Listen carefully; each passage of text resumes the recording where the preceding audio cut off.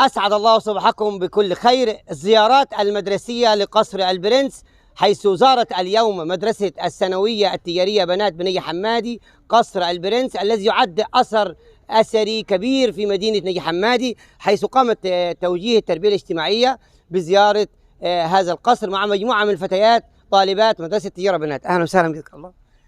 بسم الله الرحمن الرحيم. أبلة عواطف كمال عطية، أخصائية اجتماعية بالمدرسة.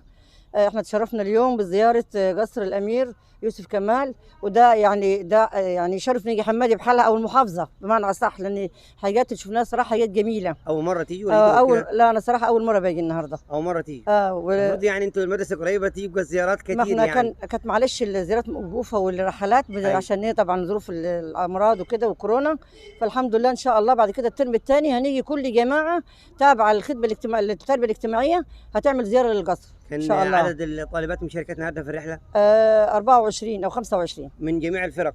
من كل الفرق وكل الجماعات اللي مشتركة معانا في المدرسة. تمام. فاحنا تشرفنا النهارده بزيارة القصر بصراحة، والأمن كويس خالص، والمقيمين برضه على الشرح والتوضيح للأماكن الأثرية بصراحة برافو عليهم، يعني ممتازين، والمكان جميل خالص يا جماعة. أي حد ما زارش القصر بصراحة يتفضل ويتشرف بزيارة القصر البرنس بنجي حمادي. شكرا حضرتك. شكرا لك. استاذنا. الله يخليك. استاذ علي الامين، وكيل مدرسه تجاره بنات. اول مره ازور قصر البرنس النهارده، وشفت معلومات كتير يعني بصراحه كانت مش معروفه بالنسبه لينا في القصر، والدور اللي قام به البرنس يوسف كمال في نجا حمادي وعلى مستوى جمهوريه مصر العربيه كلها. وبنشكر الاستاذ اسامه القاضي أستاذنا والأمن واللي قام بالشرح والمرشدين اللي قاموا بالشرح لينا، والبنات اتبسطوا تمام والحمد لله، يعني زيارة موفقة للجميع إن شاء الله. شكرا.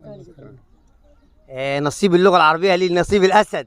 أستاذة كوثر. أهلا أستاذ أسامة، والله إحنا سعدنا النهاردة بزيارة قصر البرنس، وكنا سعداء جدا بالموجودين وبالامن وبالمرشد السياحي. اول مره تيجي. كان اول مره نيجي نشوف المكان الجميل ده. وكان المفروض الزياره دي كانت تكون من بدري شويه، احنا ما كناش نعرف يعني.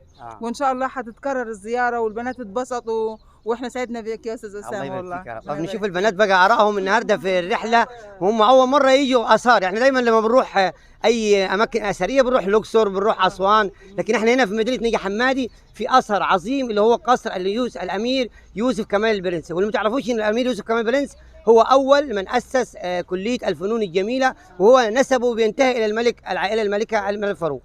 اهلا وسهلا بيكي. اهلا، انا مي عبد الفتاح. اسمك ايه؟ مي عبد الفتاح. سنه كام؟ سنه ثالثه. من بلد من فين؟ من الحمديه. اول مره تيجي قصر البرنس؟ لا جيت قبل كده انا وصاحبتي. بس هو بصراحه يعني هو كويس خالص، يعني هو حلو خالص، يعني واماكنه هو حلو خالص، وغير كده كمان اللي هو غرفة أمه كمان حلوة خالص. أكتر حاجة عجبتك في القصر إيه؟ اللي هو غرفة أمه حلوة خالص. غرفة الأسرة يعني. والمطبخ. المطبخ عشان أنتوا بتاكلوا كده والمطبخ يعني. رحلة سعيدة إن شاء الله. إن شاء الله. شكرا لك.